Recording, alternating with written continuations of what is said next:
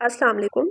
आज हम लोग 9th की न्यू केमिस्ट्री बुक के चैप्टर 7 की एक्सरसाइज कर रहे हैं। सबसे पहले हम लोग एमसीक्यूज को डिस्कस कर लेते हैं, उसके बाद हम लोग जो है शॉर्ट क्वेश्चंस को डिस्कस करेंगे। सबसे पहला हमारे पास एमसीक्यू है, which acid is not used as food और मिक्सड विद फूड।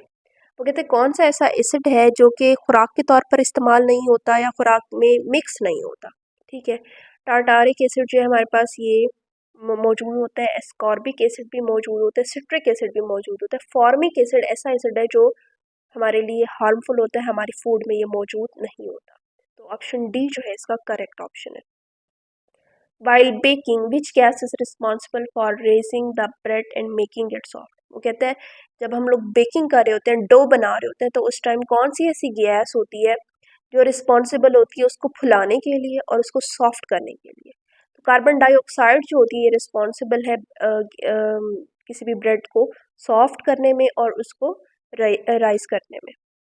तो ऑप्शन बी जो है हमारे पास करेक्ट ऑप्शन होगा। नेक्स्ट है हमारे पास, predict the main character of the reaction of metal with acid.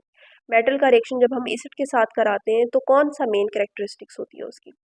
Metal are dissolve, metals में डिजॉल्व हो जाती हैं, metal are converted into salts, salts में कन्वर्ट हो जाती हैं, हाइड्रोजन गैस भी इवॉल्व होती है। All the above mention characteristics are true. तो ये हमारे पास ऑप्शन डी जो है वो करेक्ट होगा, क्योंकि ये तमाम कैरेक्टरिस्टिक्स जो हैं पाई जाती हैं। नेक्स्ट है हमारे पास, how many hydroxide ion calcium hydroxide will release in water. वो कहते हैं कितने हाइड्रोक्साइड आयन, हाइड्रोक्साइड आयन हमारे पास होते हैं OH आयंस। वो कहते हैं कैल्शियम हाइड्रोक्साइड जो है वो वाटर के अंदर कितने OH आयंस जो है वो रिलीज करती है। तो इसका फार्मूला हमें पता होना चाहिए। कैल्शियम हाइड्रोक्साइड का फार्मूला होता है CaOH ट्वाइस, मतलब दो इसके पास OH हैं तो ये दो ही रिलीज कर सकती है। तो ऑप्शन बी जो है इसका हमारे पास करेक्ट ऑप्शन होगा। नेक्स्ट है हमारे पास, इन अ न्यूट्रलाइजेशन रिएक्शन में between KOH and H3PO4, how many molecule of KOH will react with one molecule of H3PO4। अब वो कहते हैं एक रिएक्शन करा रहे हैं हम लोग एसिड और बेस के दरमियान, ये हमारे पास बेस है और ये हमारे पास एसिड है। अब हमने इसको न्यूट्रलाइज कराना है। ठीक है, न्यूट्रलाइज कराना है तो वो कहते हैं कितने KOH हमें चाहिए जो एक मॉलिक्यूल ऑफ H3PO4 को न्यूट्रलाइज कर सके। तो अगर हम लोग देखें तो यहाँ पर जो है एक एसिड जो है वो 3 प्रोटॉन्स रिलीज कर देगा। ठीक है, क्योंकि यहाँ पे 3 हाइड्रोजन है, ये 3 प्रोटॉन्स रिलीज करेगा। तो 3 प्रोटॉन को न्यूट्रलाइज करने के लिए 3 OH भी होने चाहिए ताकि ये H और OH मिला के 3H2O बना सके। ठीक है, तो अब जाहिर सी बात है एक KOH में तो एक ही OH आयन है, तो हमें 3 KOH चाहिए ताकि हम H3PO4 को कम्प्लीटली न्यूट्रलाइज कर सकें। तो ऑप्शन सी जो है करेक्ट ऑप्शन है इसका। Which is acid is use in preparation of soap. वो कहते हैं कौन सा एसिड जो है सोप की प्रिपरेशन में यूज होता है। तो स्टीरिक एसिड जो होता है ये सोप की प्रिपरेशन में यूज होता है। Which compound is form when SO2 is dissolved in water. वो कहता है जब हम वाटर को डिजॉल्व करते हैं, वाटर में SO2 को डिजॉल्व करते हैं तो कौन सा कंपाउंड बनता है। तो हम लोगों को पता होना चाहिए वाटर का फार्मूला है H2O। ठीक है, तो हम लोग देख लेते हैं, मतलब 2 हाइड्रोजन यहाँ पे आ जाएंगे H2 और एक ऑक्सीजन SO3। तो यहाँ पे H2SO3 जो है ऑप्शन बी है, तो ये हमारे पास करेक्ट ऑप्शन होगा। Which of the following contain oxalic acid. वो कहते हैं इनमें से कौन सा जो सब्सटेंस है जो ऑक्सैलिक एसिड जिसमें पाया जाता है। तो हमारे पास टर्मरिन जो होती है इसमें ऑक्सैलिक एसिड पाया जाता है। नेक्स्ट है हमारे पास, which compound in the following reaction. Next है हमारे पास, which compound in the following reaction is behaving as conjugate base. वो कहते हैं इनमें से कौन सा जो है कंपाउंड है जो कॉन्जुगेट बेस के तौर पर रिएक्ट करेगा। अगर हम लोग देखें, एक जो हमारे पास एक रिएक्शन होता है, हमारे पास फॉरवर्ड रिएक्शन होता है। ठीक है, जिसमें हमारे पास जो चीज़ प्रोटॉन दे रही होती है वो एसिड होती है और जो एक्सेप्ट कर रही होती है वो बेस होती है। अगर हम रिएक्शन में देखें तो ये हमारे पास जो है इस तरह से रिएक्शन है और ये हमारे पास प्रोडक्ट है। प्रोडक्ट में हम लोग क्या देख रहे हैं कि ये यहाँ से एक हाइड्रोजन चला गया, मतलब इसने प्रोटॉन डोनेट किया, और यहाँ पे हाइड्रोजन जो है या ज़्यादा है तो इसने प्रोटॉन एक्सेप्ट किया।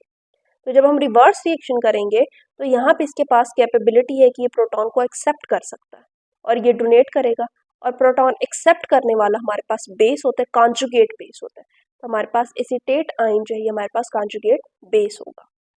लास्ट है हमारे पास, when a chemical reaction is carried out. जब कोई केमिकल रिएक्शन होता है विद अ सब्सटेंस, किसी भी सब्सटेंस के साथ Z, a gas is produce, तो एक गैस प्रोड्यूस होती है विच turn red litmus paper blue, जो कि रेड लिटमस पेपर को ब्लू में कन्वर्ट कर देती है। बट इज द रिएक्शन, तो इसका रिएक्शन क्या होगा?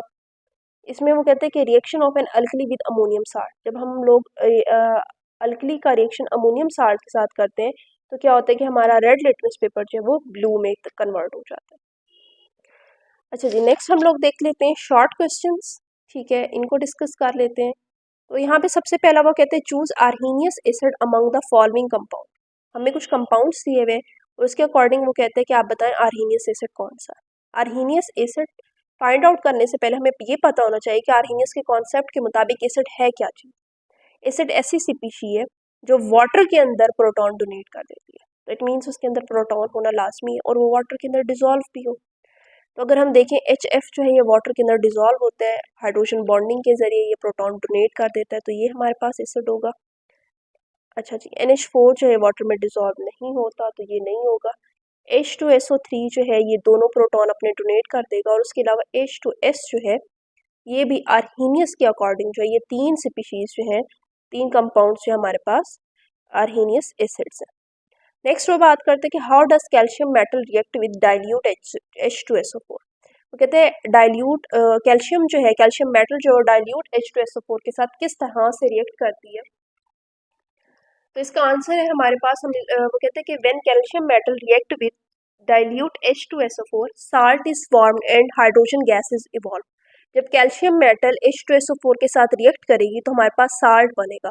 साल्ट कौन सा होगा? कैल्शियम सल्फेट का साल्ट होगा। ठीक है, कैल्शियम जो है सल्फेट आयन के साथ रिएक्ट कर जाएगी और हाइड्रोजन जो है यहाँ से हाइड्रोजन गैस के तौर पर इवॉल्व हो जाएगी। नेक्स्ट है हमारे पास question number 3, which salt is form when HCl react with Ba barium carbonate. वो कहते हैं बैरियम कार्बोनेट के साथ जब हाइड्रोजन क्लोराइड जो रिएक्ट करती है तो कौन सा साल्ट प्रोड्यूस होता है?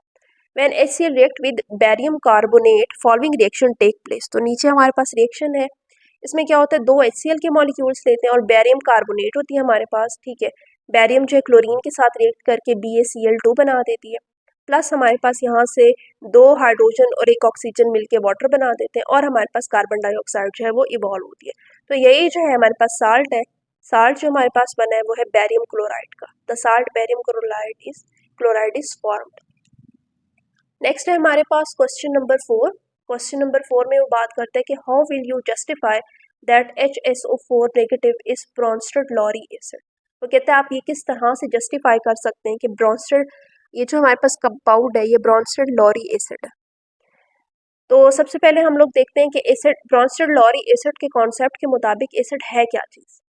तो ब्रॉन्स्टेड लॉरी के मुताबिक एसिड ऐसी चीज़ है, ऐसा हमारे पास कंपाउंड होता है, ऐसी स्पीशी होती है जो प्रोटॉन डोनेट कर सके।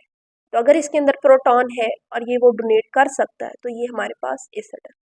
अब अगर हम HSO4 की बात करें, ठीक है, इसके पास फॉर एग्जाम्पल हम इसका रिएक्शन करा देते हैं NH3 के साथ, तो इसके पास ये कैपेबिलिटी है कि ये अपना प्रोटॉन रिलीज कर देगा। ठीक है, और उसके नतीजे में ये SO4 2 नेगेटिव आयन बना देगा। तो क्योंकि ये प्रोटॉन रिलीज कर सकता है तो इसके मुताबिक जो है ये ब्रॉन्स्टेड लॉरी एसिड है। According to the Bronsted Lowry concept, acid is a substance that can donate a proton. वो कहते हैं ब्रॉन्स्टेड लॉरी कॉन्सेप्ट के मुताबिक एसिड एक ऐसा सब्सटेंस है जो कि एक प्रोटॉन डोनेट कर सके, and HSO4 can donate proton. और क्योंकि HSO4 जो है प्रोटॉन डोनेट कर सकता है टू बिकम SO4 2 नेगेटिव, और ये जो आयन बनाता है, hence it is a Bronsted Lowry acid. तो इस वजह से ये ब्रॉन्स्टेड लॉरी एसिड है। नेक्स्ट है हमारे पास question number 5, why HCl is not edible although it is present in stomach and responsible for digestion of food. अब वो कहते हैं कि HCl जो है क्यों एडिबल नहीं है, खाने के काबिल नहीं है, हालांकि ये हमारे स्टमक के अंदर तो मौजूद होता है और इससे हमारी डाइजेशन हो रही होती है। ये बात हम लोगों ने पढ़ी थी कि HCl जब भी वॉमिट आती है तो वॉमिट का जो टेस्ट होता है वो सॉर होता है, खट्टा होता है। तो इसका मतलब है कि स्टमक के अंदर एसिड मौजूद है, और वो कौन सा एसिड होता है? वो HCl होता है, हाइड्रोक्लोरिक एसिड होता है। तो अगर वो हमारे स्टमक में ऑलरेडी मौजूद है और वो हमारी फूड की डाइजेशन में हेल्पफुल है, तो अगर हम लोग एक्सटर्नली एसिड लेते हैं तो वो क्यों हार्मफुल है हमारे लिए, वो हम उसको क्यों नहीं ले सकते? तो इसका आंसर ये है कि in stomach it is highly diluted and the stomach lining is protected by mucus. अब क्या होता है कि हमारा जो स्टमक है उसके अंदर बहुत डाइल्यूटेड फॉर्म में, बहुत पतली, मतलब उसमें पानी बहुत ज़्यादा होता है, बहुत डाइल्यूटेड फॉर्म में एसिड मौजूद होता है। और हमारा जो स्टमक होता है उसके अंदर एक म्यूकस की लाइनिंग मौजूद होती है, ठीक है, स्टमक के उसके अंदर एक लाइनिंग मौजूद होती है। वो क्या करती है, वो प्रोटेक्ट करती है स्टमक के सेल्स को, ठीक है, एसिड से। तो वो एसिड क्या करता है, सिर्फ फूड को डिसॉल्व करता है, वो सेल्स को, हमारे जो स्टमक के सेल्स होते हैं उनको नुकसान नहीं पहुंचाता। और जब हम लोगों को, जब भी किसी पर्सन को वॉमिट होती है, तो ये चीज़ आपने नोट की होगी कि पहले जो है म्यूकस आता है, मुंह से पानी टाइप जो है, वो सलाइवा जो है वो बाहर आता है। वो क्या हो रहा होता है कि हमारा जो माउथ है वो प्रोटेक्ट हो रहा होता है, वहाँ पे म्यूकस की लेयर आ जाती है। क्योंकि अगर जब वॉमिट हो तो ज़ाहिर है वॉमिट के अंदर भी हाइड्रोक्लोरिक एसिड मौजूद है, तो वो हमारे दांतों को या हमारी जो माउथ की स्किन है उसको नुकसान पहुंचा सकते हैं। तो वहाँ पे भी म्यूकस की एक लेयर बन जाती है और वो हमारे माउथ को भी प्रोटेक्ट करती है। तो उसी तरह की बिल्कुल लेयर जो है हमारे स्टमक के अंदर भी मौजूद होती है। वो क्या करती है, उस एसिड से स्टमक के सेल्स को बचाती है और सिर्फ फूड की डाइजेशन में वो हेल्पफुल होती है। अच्छा, स्टमक में क्योंकि एक तो वो बहुत डाइल्यूटेड फॉर्म में और एक अंदर प्रोटेक्टिव म्यूकस की लाइनिंग भी मौजूद है जो उसको प्रोटेक्ट कर रही है। कंसनट्रेटेड HCl इज क्रोसिव, लेकिन जो हम लोग एक्सटर्नली एसिड लेते हैं, हाइड्रोक्लोरिक एसिड लेते हैं, एक तो वो कंसनट्रेटेड होता है, गाढ़ा होता है, ठीक है, उसके अलावा क्रोसिव होता है, और ये हमारे जो सेल्स होते हैं या जो टिश्यूज होते हैं उनको डैमेज कर सकता है इफ इंजेस्टेड डायरेक्टली। अगर हम उसको डायरेक्टली ले लें तो ये हमारे माउथ के, हमारी जो है फूड पाइप या स्टमक, जिस जिस जहाँ जहाँ से ये गुजरेगा वहाँ वहाँ के सेल्स और टिश्यूज को ये डैमेज करता चला जाएगा। तो यहाँ पे हमारा जो है ये शॉर्ट क्वेश्चंस और MCQs जो है कंप्लीट हो जाते हैं। अगर आपको इसमें कोई क्वेश्चन हो, कोई इशू हो, तो आप लोग कमेंट सेक्शन में पूछ सकते हैं। इंशाल्लाह नेक्स्ट लेक्चर में हम लोग जो है detail questions, constructed response questions को जो है डिस्कस करेंगे।